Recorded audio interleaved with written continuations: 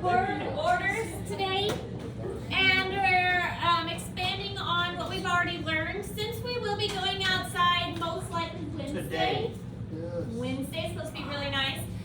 Make sure that you bring in binoculars if you want to have binoculars. Also, by that point, you really need to download some kind of app so that we can use that with our bird identification. So the weather is supposed to be nice this week. Most likely Wednesday we will be going out. Remember, no school Thursday, Friday, which I'm sure you guys haven't forgotten because who could forget spring break? Not that we've had many weeks of actual school. Anyways, today we're going to be talking about order stachyformes, which is the parrots. Now this is a really interesting order. Now obviously we're not going to learn all orders, but I do want to hit on some of the more interesting ones. This is one of the interesting ones. Parrots are very brightly colored for the most part, males and females. Although males tend to be a little bit more brightly colored than the females, they do look pretty similar.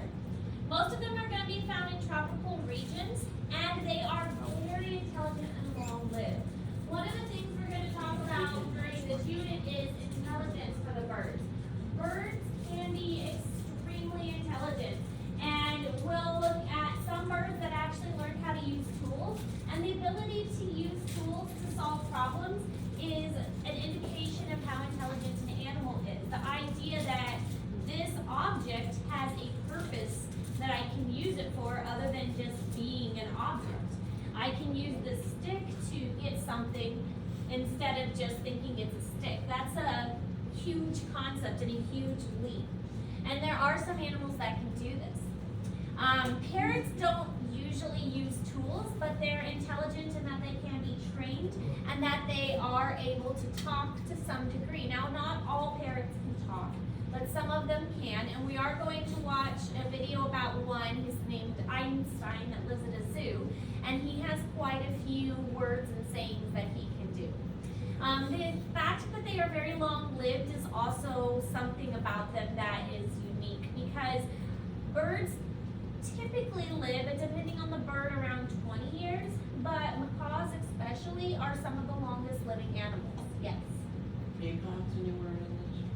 Peacocks are in a different group. They are not considered one of the parrots. Or not, not this one. Yeah. We'll talk a little bit about peacocks. Can they fly? The males, well, yes, they both can. Just a little bit. The males have more trouble flying because of their tails, but they can fly.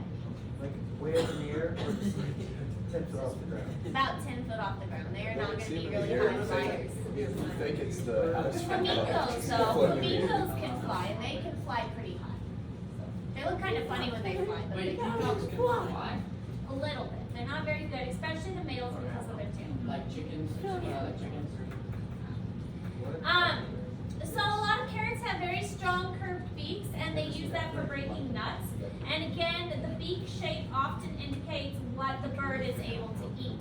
And they can be taught to speak. Now, if they understand what they're saying, that's completely, that's something that scientists still argue about. Do they understand what hello means? Do they understand what I love you means? You know, do they understand what they're saying, or are they just saying things?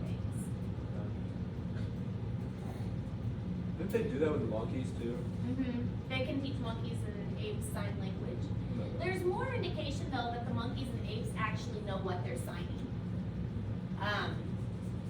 They ask for things, they sign for specific things. So there's more indication that monkeys and apes know what they're doing. So the zoo never really had any parrots, even though they are really amazing, because the problem with parrots is that they are so long-lived, they will bond to one individual, and at the zoo, keepers are constantly going through. Education staff is constantly cycling through, and so if they bonded to one person, that bird would be put under a lot of stress when that person left. And so people will get these parrots and cockatiels and larger, more intelligent birds, and then they will live for 50 to 100 years, and the person may die or the person may get tired of them and try and find them a new home, and it's very stressful on the bird because the bird has bonded to that person, and now that person is gone. gone. And so a lot of times you'll see parents and cockatiels that have pulled out all their feathers. That's a stress response. And their feathers don't grow back when they do that often enough because they overgroom as a way to compensate for their loss. It's kind of like self-harming almost. Oh, they're really smart then. Oh, they are. So this is an African gray, and this is Einstein, and this video shows some of the sounds that Einstein can make.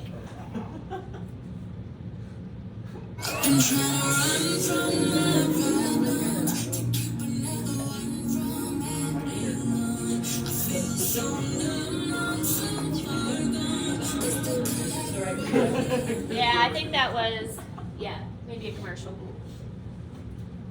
Say hi. Can you be a little more polite? Would you like to introduce yourself?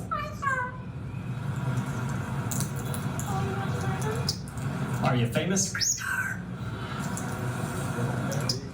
What keeps you safe? Good.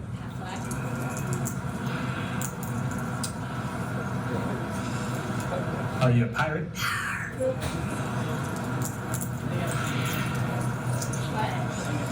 Can you blow a kiss? Can you toot? That's gross. Alright, how about some animal sounds? Can you do a red wolf?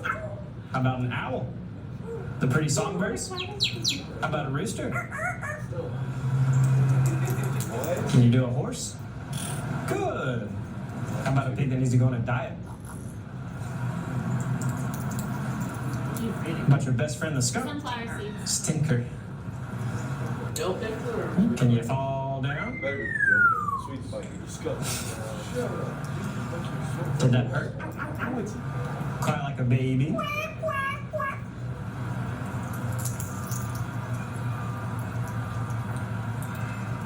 Can you do a cat? How about a dog? Can you bark?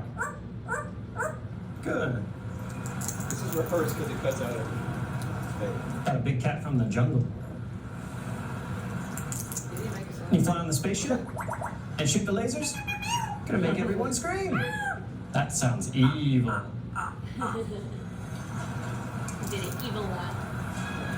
Can you do water?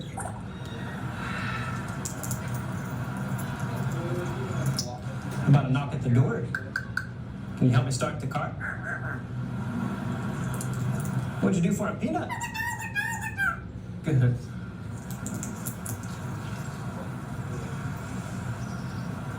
Can you get down?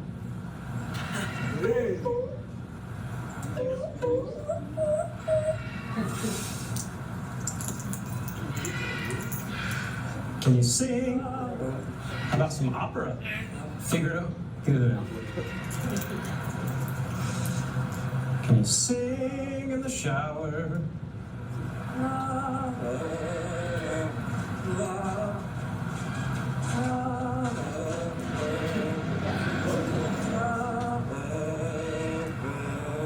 Good. Yeah.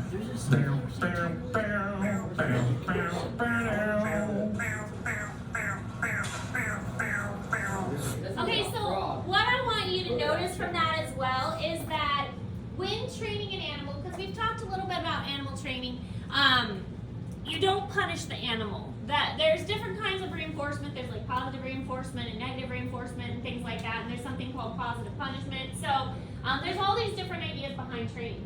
But the idea is that that bird didn't have to do that if he didn't want to. You noticed every time he was done eating, his mouth or his beak went back to that microphone because he wanted to do that because he knew if he did that, he got lots of sunflower seeds. So he was rewarding him periodically when he did the correct behavior in order to keep those behaviors coming. So this is how you train an animal. So like, I wanted to train my dog to sit. So once she sat, I would click it, or I would say like, good girl or something to know that she did it right. And that's why clickers are such an important part of animal training, is because the animals need to know when they did what you wanted them to. So you need, if they sit, you click right away. And then you give them the treat because they know, okay, I clicked, I did what I was supposed to, and I know a treat is coming. The clicker is to associate in their brain that trait that they were doing with the I did this right. Eventually you can get the animal to do things without clicking. Like my dog is, she's smart. I could train her to do more. She knows how to sit, she knows how to stay. When I put her food down, she stays until I tell her she can get her food. But that's really all we've really done training her. But animals can learn behaviors very quickly. It's just consistency. And providing treats is really the best way to train an animal. My dog can dance. Nice. She stands on her hind legs and she does circles. And does it do its behavior? No, I don't want to. Well, she does this really creepy One thing, where if like she knows like look at me, so if you say look at me, she literally stares into your eyes. It's really terrifying. I just never tell her to do it. What the one? it scares her, gives her nightmares. Is the one in the top middle? Is that the bird from Rio? So scarlet macaws and hyacinth macaws, these are ones you do see at zoos, and they are amazingly beautiful birds. They are super intelligent as well. They are ones that are bonding with people, the same with the crested cockatoo. So the gray parrot, the cockatoo, the hyacinth macaw, and the scarlet macaw, those are all the more interesting birds that aren't really intelligent, but they do bond to people. So those are a really long commitment. And people will get those because they think they're cool, and then not realize the commitment that they're getting into. So a lot of those animals, unfortunately, end up in bad situations. Lovebirds and budgies, they're also called parakeets. The zoos often call them budgies. These are shorter lived and less likely to bond. So they may not be as social as the other ones, but these are going to make the better pets, and same with the cockatiel. Those are going to make the better pets because they are less likely to bond. Now, we did have cockatiels at the zoo, and they were okay. I didn't use them very much because they were kind of flighty, and I didn't want to have to worry about a bird flying around during the program. They seem kind of lame. And I'm not a huge bird fan. The birds that I like are like the macaws and the bigger birds, and also owls. I really like owls. Does it hurt a bird with their wings when they cut it? Does that No, hurt? because it's like you're cutting their feathers, which is cutting like fingernails. Okay. Now, that just cuts the flight feathers so they can't get flight. You can do something called pinion the wings, and that's a surgery to make the wings stick to their sides so they can expand all the way. See, I wouldn't want that because I want my bird to be able to like open its wings. Yeah. So then you could clip the wings, and that's basically just cutting the feathers so they can't get that lift. You have to do it periodically. Yes, because if the feathers grow back out, then they can fly again. So we had flamingos at the zoo, and they were in an open pen without a roof. And the flamingos did get their wings clipped. And we had a flamingo escape once because it kind of got on a gust of wind, because it's very windy in Kansas, and it flew over the fence. So Just imagine a flamingo just gliding across pretty the much, fence. yeah. All right, so the next order we're going to talk about is penguins, which is Finis ciformes. And these are obviously not found around here, but very interesting animals. Penguins are another one of those that are fascinating, their life history and the way that they're made. They have webbed feet for swimming, and their feathers are super densely packed. So they still have feathers. They don't have flight feathers because they're not flying, but their feathers are very packed together to prevent that water from getting close to their body and to keep them warm. The wing movements in water mimic flight movements. Now, flight is much more complicated than just up and down. And we will get into that more because one of the things we will talk about, we'll spend a day talking about flight and how the wings move for flight and how the shape of the wings plays into that and things like that. But when a penguin is swimming through the water, it uses its arms in a similar way that birds in flight use their arms. So even though penguins can't fly, they still have that keeled sternum we talked about. That keeled sternum allows for the attachment of the flight muscles, and since they're basically flying through the water, they need that large keeled sternum for their arms. They can live in warm or cold climates. That's another misconception, is that penguins are only found in cold areas. That is not true. There are many warm weather penguins that live in warm conditions. Most of them do require large colonies to breed. They kind of share the responsibilities, like, has anybody ever March of the Penguins follows a colony of penguins through their breeding season and through the winter. And so they will, the females will lay the eggs, and then the males take over the eggs and carry them on their feet. And this is emperor penguins, the big ones.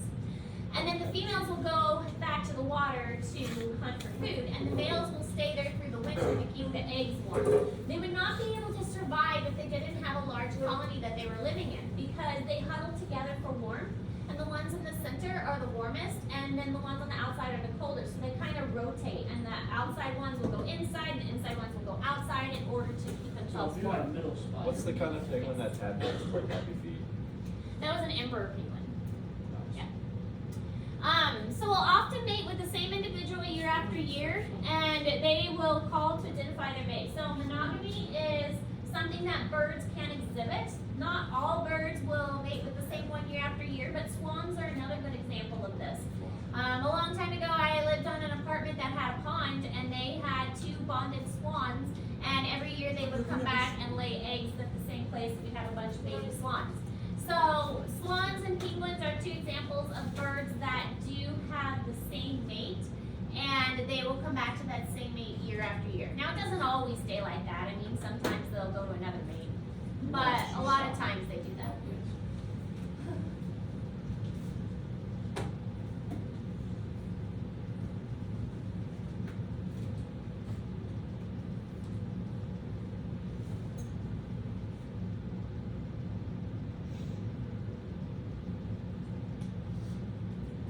Alright, so here are some of the penguins that are a little bit more common. The emperor penguin is the one that most people are familiar with.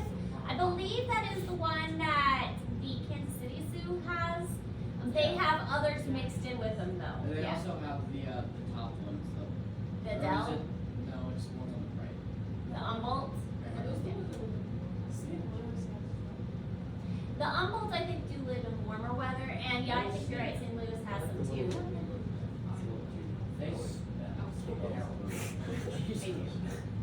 Little blue penguin is a warm weather penguin, and then rock hoppers, they live on islands. They get their name from basically jumping from one rocky area to the other. They have cool little feather tufts near their eyes. Yeah. They're got the neck with What is the The neck.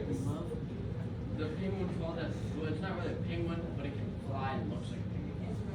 Puffin? Puffin. Oh, puffins? Yeah. I can't remember if they're in the penguin group or a different group. I think Somebody they're look it up. different. Look it up. Somebody. Alright, order Galliformes. This is another common one that a lot of people are familiar with. Pheasants, chickens, and turkeys. So this is your game birds. Galliforme is game birds. This will also be things like, prairie chickens and things like that. These are mostly going to be domesticated or hunted for food, so kept for their eggs or hunted for food. They can fly to some degree. I mean, chickens can fly, but it's, they're not very good at it. Feet are clawed for scratching the ground to help them dig up the insects that they eat. And some males have spurs for defense. I'm sure we've all heard of cockfighting, right? It's terrible. It's terrible. They'll take a male rooster and they will have the spurs on the back of their feet, and then they will release 2 male roosters together and see which ones win. It's the same kind of idea as like a dog fight. So it's a very terrible practice that's illegal, and the roosters are just basically using their natural aggression and their territorial nature to fight against each other. I mean, sometimes chickens get out there. Did it really? Yeah.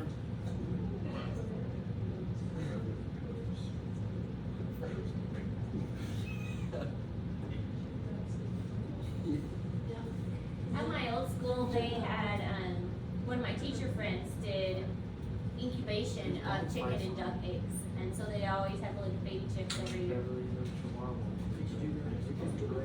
Killer chickens. That's another thing we can do. I've had it.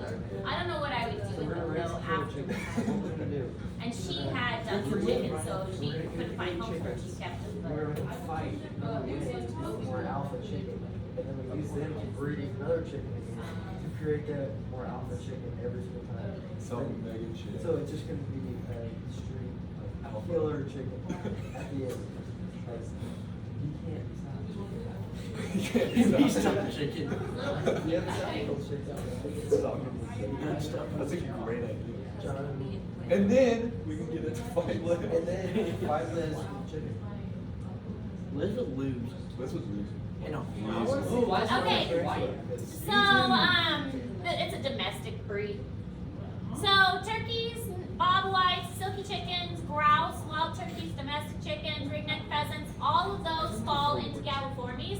So these are all the ones that are mostly like our hunting birds or eating Those are birds. Rhode Island red chickens. I used to have like 4 of them. God, I could get you some chicken.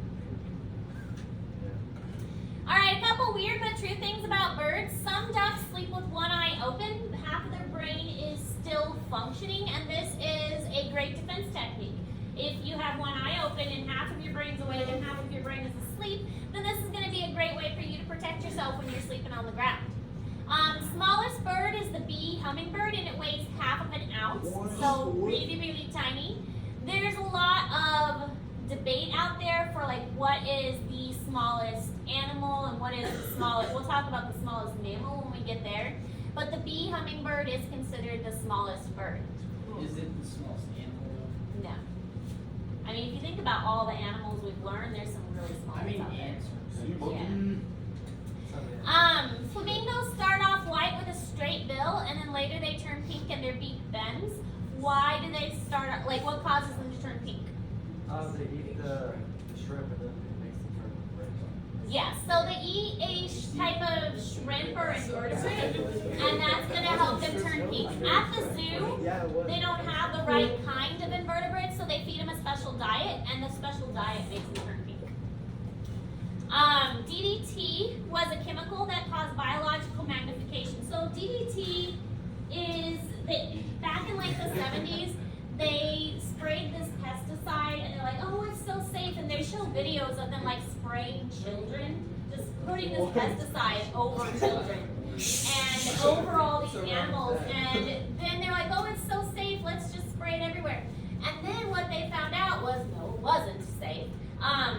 Eventually, it was kind of a long term later, they realized that the bald eagle population was declining. And so what had happened is that the DDT had built up, and that's what biological magnification is. It started off as the insects got it, and then a bird ate an insect. And that bird got it built up in its system because now the pesticide was inside the bird. And then it got into the water system, and the fish got it in their system. And so then an eagle would eat the fish, and it would just accumulate and build up over time inside the bird. What was happening was that the eagle was getting all of this DDT chemical built up inside it, and when it would lay eggs, the eggs would have very brittle shells. And so when it would go to sit on the eggs to incubate them, it would actually break the eggs because the shell wasn't strong enough. And it took them a while to figure out what was causing it. So now DDT is banned in the world in general because they didn't realize what it was doing to the environment. That's why anytime you use new chemicals or new medicines or things like that, it is very important to do the proper research and studies before you put it out there, because there are impacts that the environment can experience that we don't understand. Now, obviously, the eagles are coming back. We already talked about this a little bit, that there are bald eagles even around Boonville, and so they're not as endangered as they used to be. In fact, I think they've been taken off of the endangered species list altogether. Birds fly in flocks as a form of group protection, so this is another defense mechanism. And it's the same reason that fish swim in schools of fish, because when a predator is going for a fish, it can't focus on just one because there's fish everywhere, and so it gets distracted. And the same idea with birds. It can't focus on just one bird.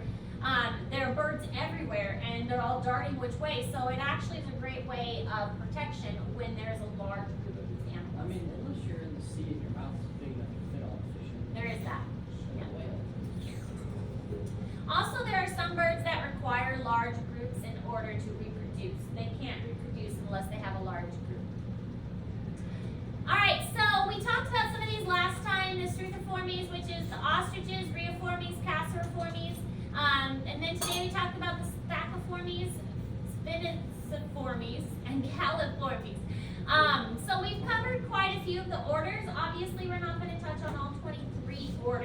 But we do, any of the pictures that we've had here in class, any of these are fair game for the test. And remember that we're also going to be learning birds that are specific to Missouri. So there's that list of 20 birds that are specific to Missouri, which I can add to if I feel like it.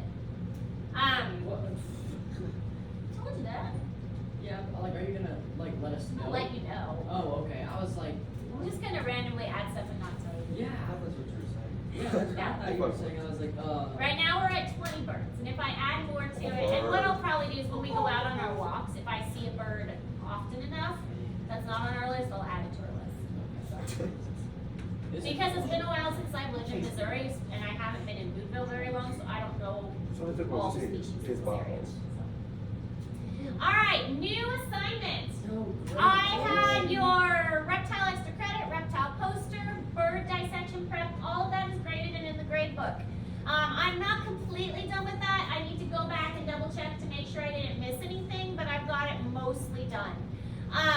The bird song identification, I have that due this week, and that's still gonna be due this week. Do you want me to keep it Friday, or do you want me to move it to Wednesday? We don't have school Friday. Friday? Okay, I'm okay with keeping it to Friday, even though we don't have school on Friday. So, the new assignment is a bigger project. So this one's gonna take you a bit more time to complete. It is a bird field guide. So you will make a field guide of the 20 birds that we have been working with. Now, it needs to be some kind of paper field guide that you could use outside, all right? So there's a lot of information. It's similar to the reptile poster, only it's doesn't have to be quite as colorful, I guess. But you're gonna want like one page for each bird. Now, some people may want to do index cards and do like one index card for each bird, and that's fine. Or you might want to take some paper and fold it in half and then do one page for each bird, something like that. Caleb, what's your question? Oh, do we have to make up a day on Monday, or do we sub Monday out? Yes, Monday, next week we will be here. No. What day did we miss to make up? That Monday is the makeup day. Yeah, but like, what day is your day? That, Oh, wait, no, we had school that Thursday. it was that really icy day. That And was then the Thursday. next Oh, day, when everyone was complaining about being here. yes, and then all the, and then Friday we were out. That's the day. So we just have Thursday. We just have Thursday and Friday. Dang it. Alright, so the information for the field guide is in Google Classroom. If you have any other questions, let me know, but you can go ahead and get started on that. Yes? No, it's